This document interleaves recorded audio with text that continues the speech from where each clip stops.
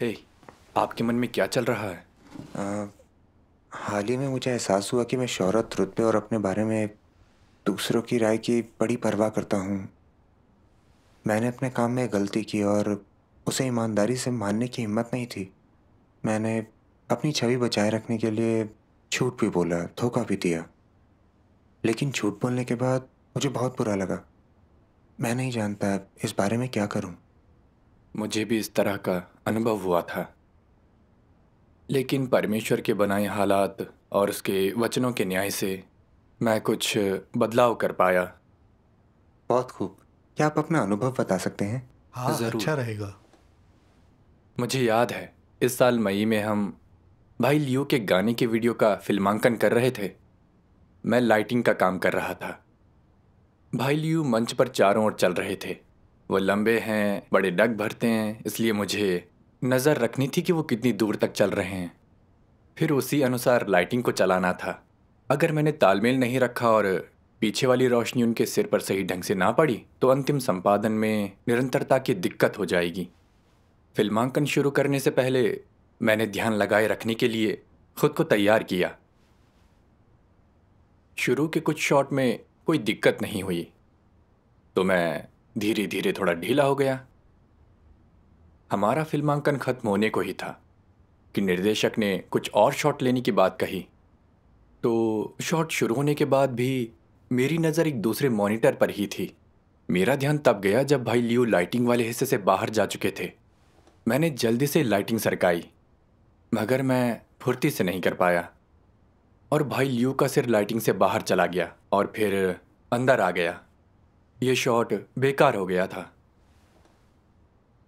अक्सर मंच पर कोई समस्या होने पर हमें निर्देशक को फौरन बताना होता है और अच्छा। एक दूसरा टेक लेना होता है। बिल्कुल। लेकिन मैं बस वॉकी टॉकी पकड़े रहा, मुंह खोलने की हिम्मत ही नहीं कर पाया। मैं कुछ बोल नहीं पा रहा था। मैंने बड़ी दुविधा महसूस की। मैं सोच रहा था कि वहां सिर्फ निर्देशक ही नहीं, बहुत से दूसरे भाई बहन भी थे। अगर मैंने उन्हें बताया कि मैंने ऐसी बुनियादी गलती की है तो वो मेरे बारे में क्या सोचेंगे? क्या वो कहेंगे कि मैं लापरवाह था? ये शर्मिंदगी की बात होगी। लेकिन अगर मैंने कुछ नहीं कहा तो मुझे गैर जिम्मेदार कहा जाएगा। अगर फुटेज का इस्तेमाल किया गया तो वीडियो क्वालिटी पर असर पड़ेगा। बिल्कुल। मेरे मन में ये संघर्ष चल रहा था, तभी मैंने निर्देशक को ये कहते सुना, ये हिस्सा अच्छा बन गया है, आइए अगला शुरू करें। मैंने देखा कि फिल्मांकन करने वाला भाई अपना सामान बांध चुका है, इसलिए मैं बहाने ढूंढने लगा। मैंने सोचा फिल्मांकन पूरा हो चुका है, इसलिए अगर मैंने कुछ कहा तो सभी को अपने सामान फिर खोलने होंगे और इससे बड़ी परेशानी होगी। शायद मुझे जिक्र नहीं करना चाहिए। वैसे भी ये महज एक शॉट है और हो सकता है इसका इस्तेमाल भी ना हो। इसके अलावा बारीकी से देखे बिना लाइटिंग की समस्या दिखाई नहीं देगी। मैंने चुप रहने का फैसला किया।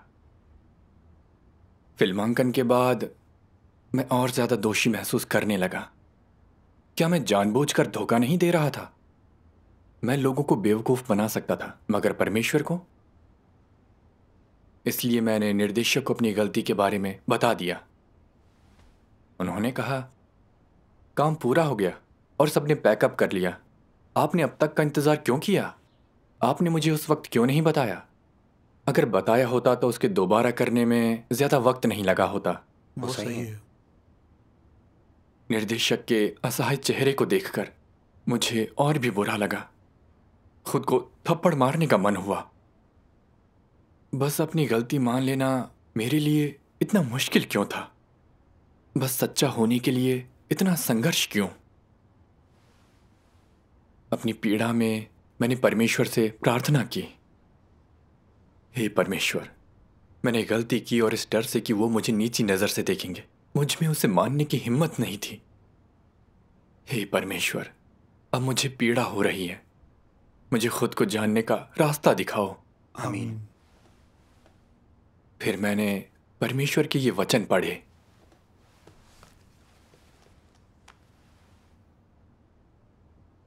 अगर तुम्हें या तो अपनी गलतियां स्वीकार कर एक ईमानदार व्यक्ति बनना हो, सच बोलना हो और सभी को अपने असली रंग देखने देने हों, जिससे लोगों के दिलों में तुम्हारी छवि और हैसियत खत्म हो जाए, या परमेश्वर के लिए अपने जीवन का बलिदान करना हो, तो तुम किसे चुनोगे? यह कठिन चुनाव होगा। शायद तुम कहो, मैं परमेश्वर के लिए अपना जीवन त्यागना पसंद करूंगा, मैं उसके लिए मरने को तैयार हूं। ऐसा करने में तुम सक्षम हो सकते हो, लेकिन अगर तुम्हें अभी मरना ना हो, बल्कि ईमानदार व्यक्ति बनना हो और सच कहना हो, कुछ ऐसा जिसमें तथ्य शामिल हों, जिससे तुम्हारा भविष्य और भाग्य जुड़ा हो, जिसके परिणाम शायद तुम्हारे लिए लाभप्रद ना हो और दूसरे अब तुम्हें सम्मान से ना देखें और तुम्हारी प्रतिष्ठा नष्ट हो जाए, क्या तुम ऐसा कर सकोगे? यह सबसे कठिन है, जीवन त्यागने से कहीं अधिक कठिन।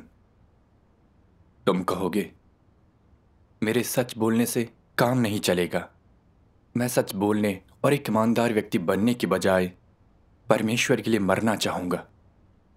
लोग मुझे नीची निगाह से देखें और मुझे आम व्यक्ति समझें, इसके बजाय मैं मर जाना पसंद करूंगा।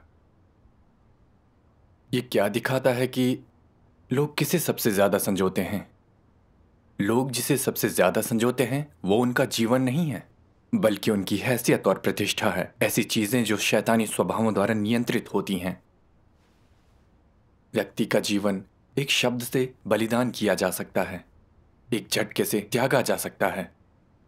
परमेश्वर नहीं चाहता कि तुम अपने जीवन का बलिदान दो, वह चाहता है कि तुम ईमानदार बनो, जो वही कहता है जो उसके दिल में होता है और उसे सभी को दिखाता है। क्या तुम्हारे लिए ऐसा करना आसान है? नहीं। परमेश्वर तुमसे जीवन या कुछ भी बलिदान करने के लिए नहीं कहता। क्या तुम्हारा जीवन तुम्हें परमेश्वर ने नहीं दिया था? तुम्हारा जीवन परमेश्वर का क्या भला करेगा? परमेश्वर उसे नहीं चाहता। वो चाहता है कि तुम ईमानदारी से बोलो, दूसरों को बताओ कि तुम कैसे व्यक्ति हो और अपने दिल में क्या सोचते हो। क्या तुम ये कह सकते हो? अब ये कार्य कठिन हो जाता है और तुम कह सकते हो, मुझे कड़ी मेहनत करने दो, मुझ में उसे करने की ताकत होगी, मुझे त्याग करने दो, मैं अपनी सारी संपत्ति, अपने माता पिता, अपने बच्चे, अपनी जवानी, अपनी शादी और अपनी आजीविका त्याग दूंगा। इनका त्याग करना आसान है, लेकिन अपने दिल की बात ईमानदारी से बोलना, यही एक काम मैं नहीं कर सकता। क्या कारण है कि तुम ऐसा नहीं कर सकते? इसका कारण यह है कि तुम्हारे ऐसा करने के बाद जो कोई भी तुम्हें जानता है या तुमसे परिचित है, वो तुम्हें अलग तरह से देखेगा। वो तुम्हारा सम्मान नहीं करेगा, तुम्हारी साख मिट जाएगी, तुम्हारा चरित्र और गरिमा भी नष्ट हो जाएगी। दूसरों की दृष्टि में तुम्हारी ऊंची हैसियत और प्रतिष्ठा नहीं रहेगी। इसलिए चाहे जो हो, तुम ये बातें नहीं कहोगे। ऐसी स्थिति में लोगों के दिलों में एक जंग होती है। जब जंग खत्म होती है तो कुछ लोग अंततः अपनी कठिनाइयों से निकल आते हैं, जबकि अन्य इससे निकल नहीं पाते और अभी भी अपने शैतानी भ्रष्ट स्वभावों और अपनी हैसियत, प्रतिष्ठा और तथाकथित गरिमा द्वारा नियंत्रित होते हैं। ये एक कठिनाई है ना? केवल ईमानदारी से बोलना और सच बोलना कोई महान कार्य नहीं है। फिर भी बहुत से वीर नायक, बहुत से ऐसे लोग जिन्होंने परमेश्वर के लिए अपना जीवन समर्पित करने और जब तक वो जीवित हैं तब तक परमेश्वर के लिए खपने की शपथ ली है, और बहुत से ऐसे लोग जिन्होंने परमेश्वर से भव्य बातें कही हैं, ऐसा करना असंभव पाते हैं। आमीन। मेरी ठीक यही हालत थी। मेरी प्रतिष्ठा और रुतबा मेरे लिए बहुत मायने रखते थे। बुरा दिखने के डर से मैंने अपनी गलती नहीं मानी, एक शब्द भी नहीं बोल पाया। जब मैंने अपनी गलती समझी तो लगा इसे मान लिया तो लोग सोचेंगे कि मैं इतना आसान काम नहीं संभाल सकता, वो मुझे नीची नजर से देखेंगे। अपनी छवि बचाने की चाह में मैंने कुछ नहीं बताया, ये सोचकर उस पर पर्दा डाल दिया कि किसी को पता नहीं चलेगा और वो इसके लिए मेरी आलोचना नहीं करेंगे। फिर उनकी नज़रों में मैं अपनी छवि बनाए रख सकूंगा। मैं जानता था कि इससे कलीसिया के कार्य पर असर पड़ेगा और मुझे इसका बुरा भी लग रहा था। फिर भी मैं काट छांट, निपटान और इज्जत खोने से डर रहा था। इसलिए मैंने खुद को सुकून देने का एक बहाना ढूंढ लिया। शायद ये शॉट इस्तेमाल नहीं होगा। क्या मैं खुद से झूठ नहीं बोल रहा था? मैं बेहद स्वार्थी था। मुझे सिर्फ अपनी प्रतिष्ठा और रुतबा बचाने के लिए परमेश्वर और भाई बहनों के साथ बेईमानी करने पर बहुत खेद हुआ। इसलिए मैंने परमेश्वर से प्रार्थना की, हे परमेश्वर, मैंने सिर्फ अपनी प्रतिष्ठा और रुतबे के लिए अपनी गलती नहीं मानी। मैं जानता हूं यह आपकी इच्छा नहीं है, मगर मानो मैं किसी के काबू में था। मैं अपनी भ्रष्टता से नहीं निकल सका।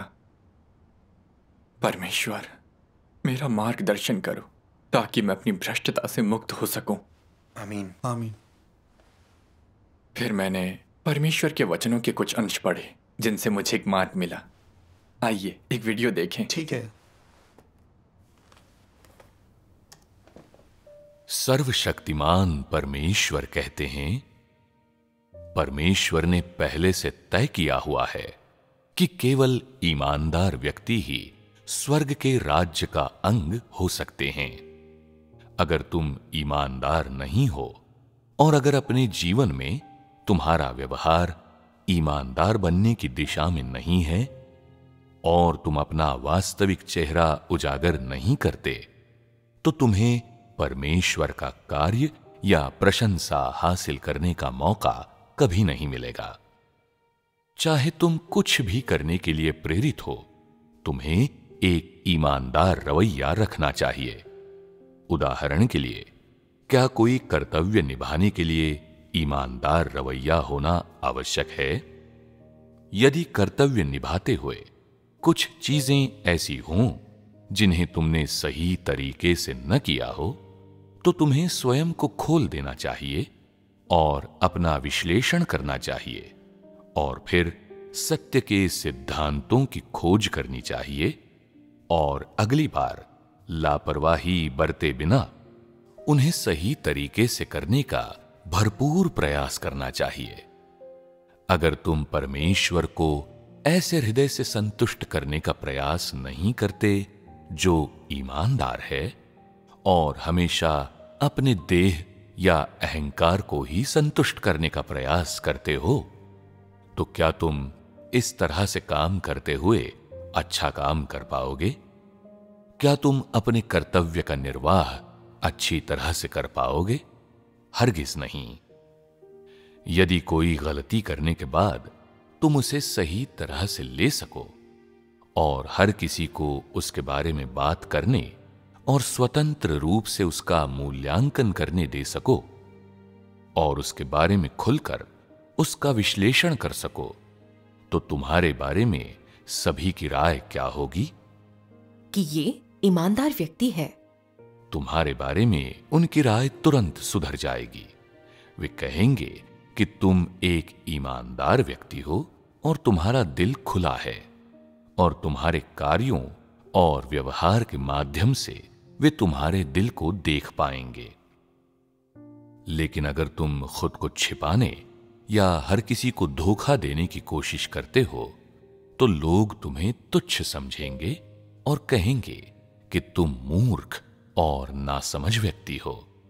यदि तुम ढोंग करने या बहाने बनाने की कोशिश नहीं करोगे, तो सभी लोग कहेंगे कि तुम ईमानदार और बुद्धिमान हो। और तुम्हें बुद्धिमान क्या चीज बनाती है? सब लोग गलतियां करते हैं, सब में दोष और कमजोरियां होती हैं और वास्तव में सभी में वही भ्रष्ट स्वभाव होता है। अपने आप को दूसरों से अधिक महान, परिपूर्ण और दयालु मत समझो। ये एकदम अनुचित है। जब तुम लोगों के भ्रष्ट स्वभाव और सार और मनुष्य की भ्रष्टता के असली चेहरे को पहचान जाते हो, तब तुम अपनी गलतियों से आश्चर्यचकित नहीं होते, न ही तुम दूसरों की गलतियों पर शिकंजा कसते हो, बल्कि दोनों को संतुलित ढंग से देखते हो। तभी तुम समझदार बनोगे और बेवकूफी की बातें नहीं करोगे, और ये बात तुम्हें बुद्धिमान बना देगी। जो लोग बुद्धिमान नहीं बल्कि मूर्ख होते हैं, वे पर्दे के पीछे चोरी छिपे अपनी छोटी छोटी गलतियों पर देर तक बात किया करते हैं। देखकर घृणा होती है। वास्तव में तुम जो कुछ भी करते हो वो दूसरों पर तुरंत जाहिर हो जाता है, फिर भी तुम खुल्लम खुल्ला वो काम करते रहते हो। लोगों को ये मस्खरी का प्रदर्शन लगता है।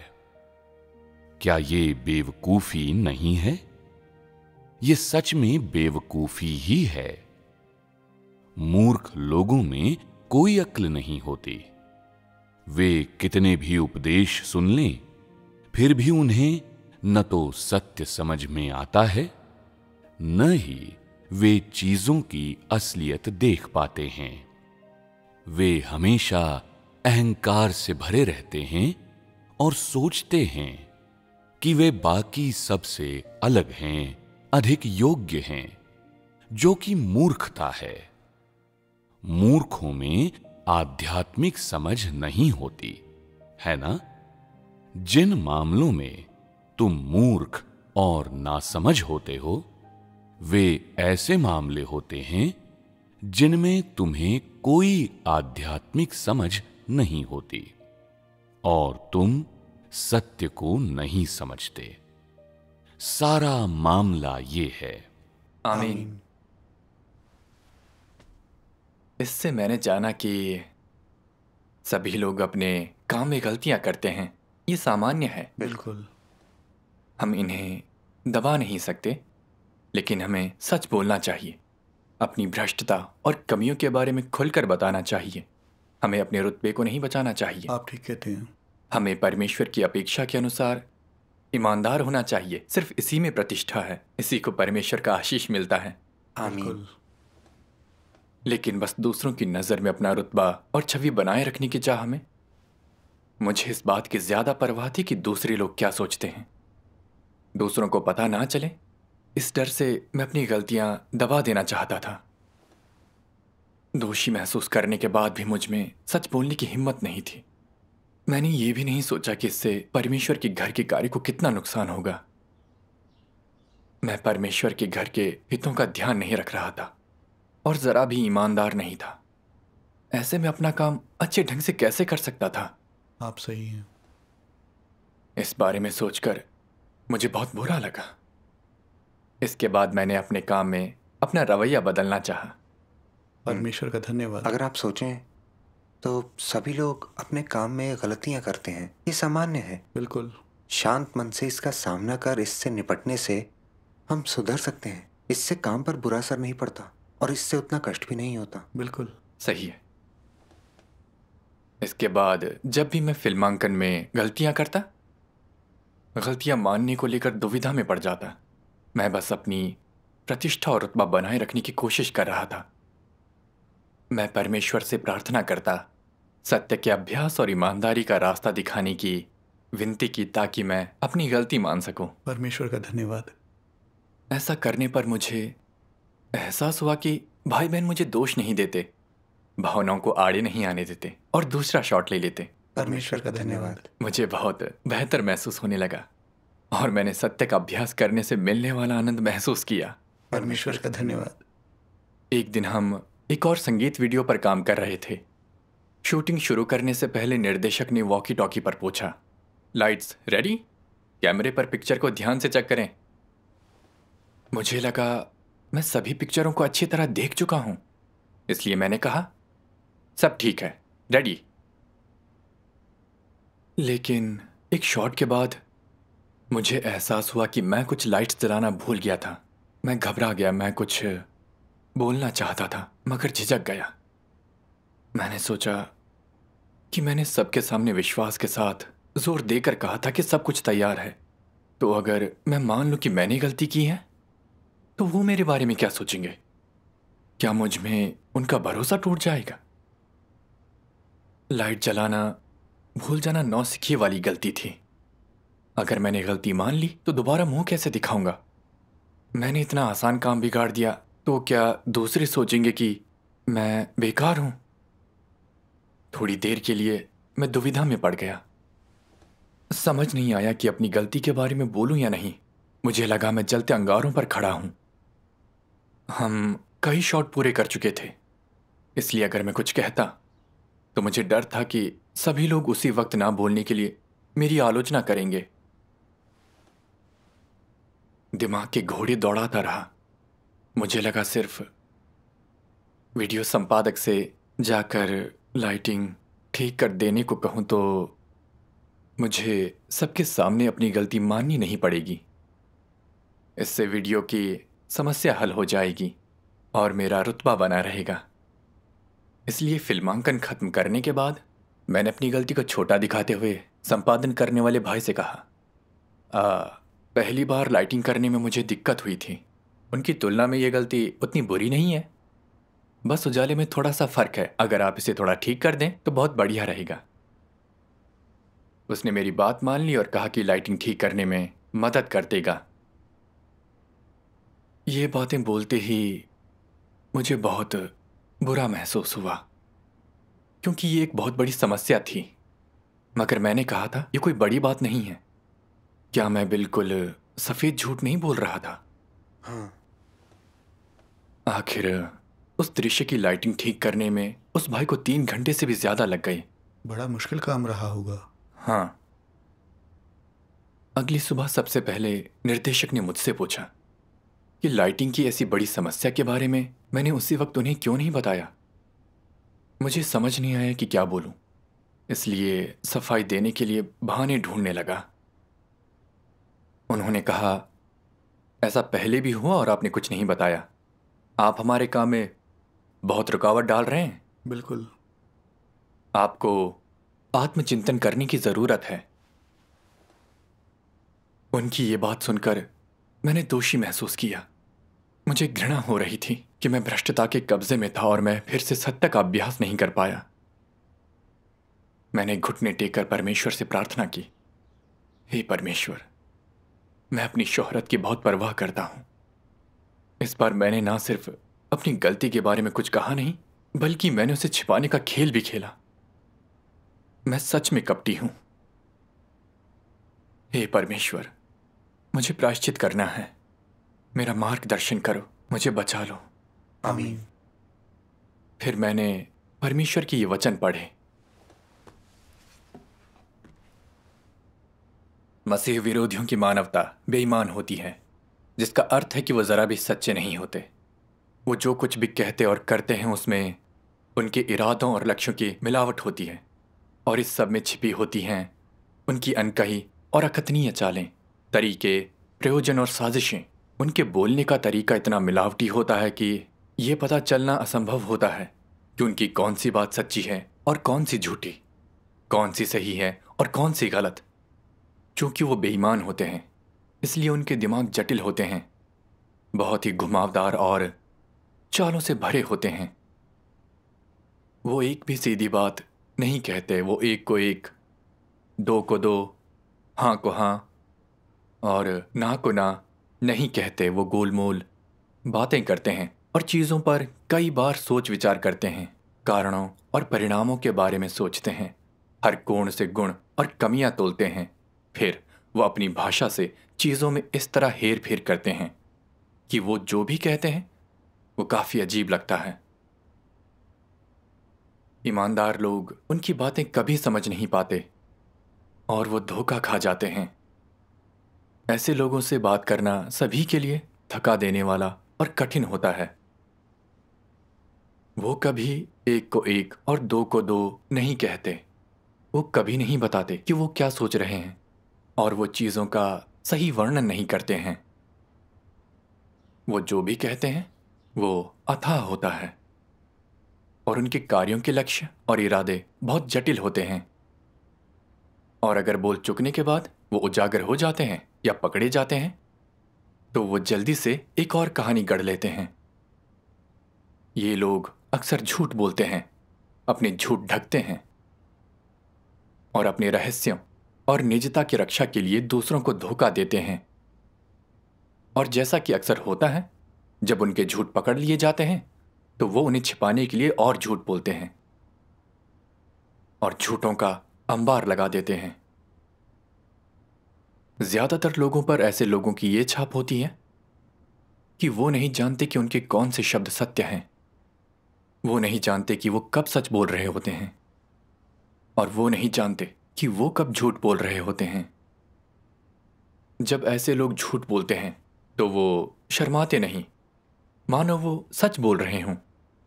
क्या झूठ बोलना उनकी प्रकृति नहीं बन गई है? उदाहरण के लिए, सरलतम मामले में वो दूसरों के लिए अच्छे और गर्मजोशी से बातें करते दिखते हैं, जो सुनने में सुखद और प्रेरक होता है। लेकिन इस मामले में भी कोई ये नहीं बता सकता कि वो ईमानदार हैं या उनकी बातों के पीछे कोई मंशा या प्रयोजन है, या वो किस चीज़ के पीछे हैं। शुभकामना के शब्द जैसी साधारण बातें भी उनके मुंह में मिलावटी और कपटपूर्ण होती हैं। क्या झूठ बोलना उनकी प्रकृति नहीं बन गई है? ऐसे लोग परिणामों की परवाह किए बिना झूठ बोलते हैं। अगर वो जो कहते हैं वो उनके लिए लाभकारी और दूसरों को धोखा दे सकता है, अगर वो उनके लक्ष्य प्राप्त कर सकता है, तो वह परिणामों की परवाह नहीं करते। जैसे ही वो उजागर होते हैं, वो बात छिपाना, झूठ बोलना, छल करना जारी रखते हैं। लोगों को झूठ बोलकर बरगलाना इनका दूसरों से बात करने का ढंग है। वो दो मुंहे होते हैं, श्रोताओं के अनुरूप बोलते हैं, स्थिति के अनुसार काम करते हैं।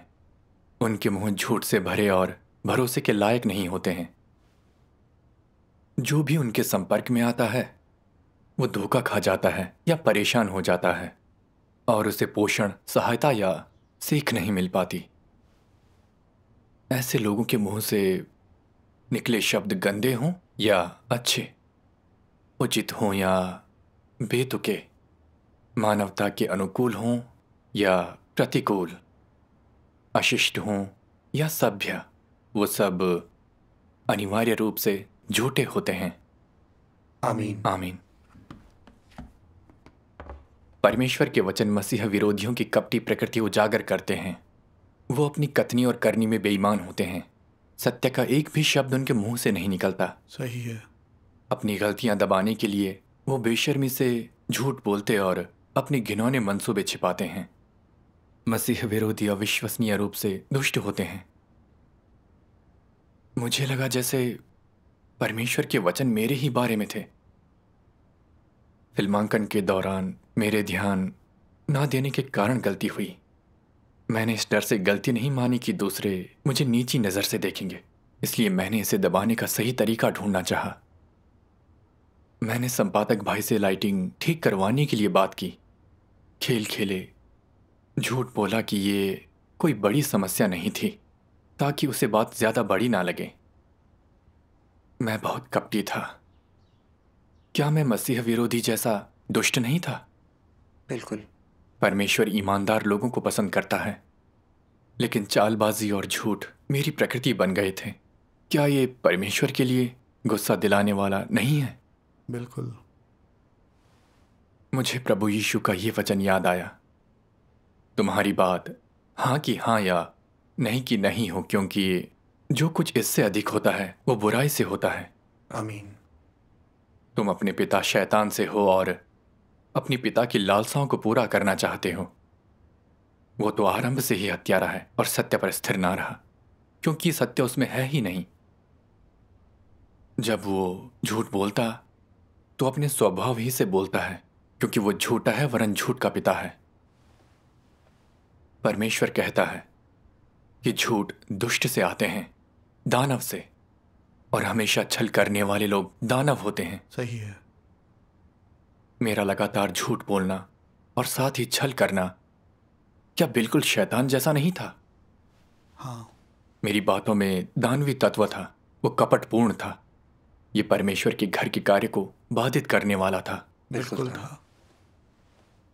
फिल्मांकन में मैंने जो गलती की उसे सरलता से स्वीकार कर सुलझाया जा सकता था, जिससे बहुत सारा नुकसान रोका जा सकता था। लेकिन दूसरों की नजर में अपनी छवि को बचाए रखने के लिए मैंने मन में बार बार सोचा, मगर एक भी सच्चा शब्द नहीं बोला। आखिरकार मैंने झूठ बोला, गलती को दबाया, भाई बहनों को धोखा दिया। संपादक भाई को गलती सुधारने में मेरी मदद के लिए 3 घंटे से भी ज्यादा लगाना पड़ा। मैंने दूसरे लोगों के काम के बारे में या अंतिम वीडियो में शॉट के खराब होने के परिणामों के बारे में बिल्कुल नहीं सोचा। मैं बहुत स्वार्थी था। सही कहा। अपने भ्रष्ट स्वभाव के कारण मेरा किया हर काम मुझे और दूसरों को दुख पहुंचा रहा था। परमेश्वर के लिए यह सचमुच घिनौना और गुस्सा दिलाने वाला था। मैं पछतावे से भर गया। मैंने अपनी प्रतिष्ठा को बचाना बंद करने और ईमानदार इंसान बनने की इच्छा से परमेश्वर से प्रार्थना की। आमीन। आमीन। मैंने परमेश्वर के ये वचन पढ़े। आप पढ़ेंगे? जरूर। ये वाला। किसी भी समस्या को हल करने के लिए तुम्हें सत्य खोजना चाहिए। तुम्हें स्वांग करना या नकली चेहरा नहीं लगाना चाहिए।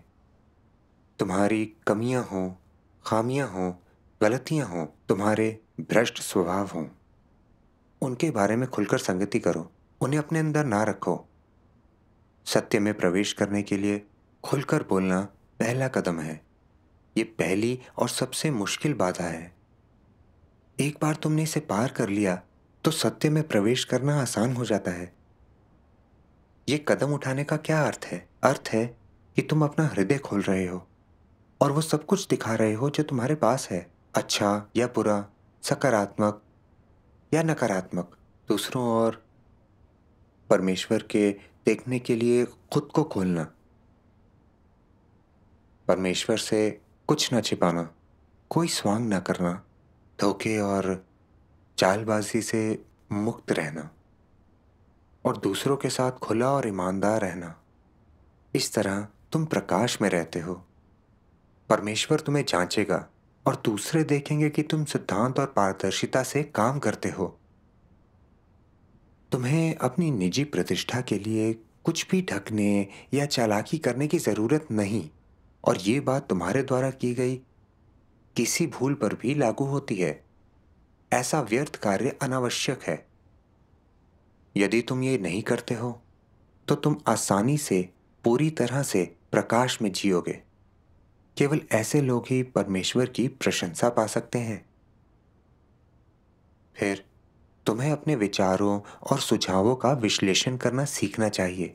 तुम्हारे गलत काम और जो व्यवहार परमेश्वर को पसंद नहीं आएगा, तुम्हें उन्हें सुधारने में सक्षम होना चाहिए। इन्हें सुधारने का मकसद क्या है?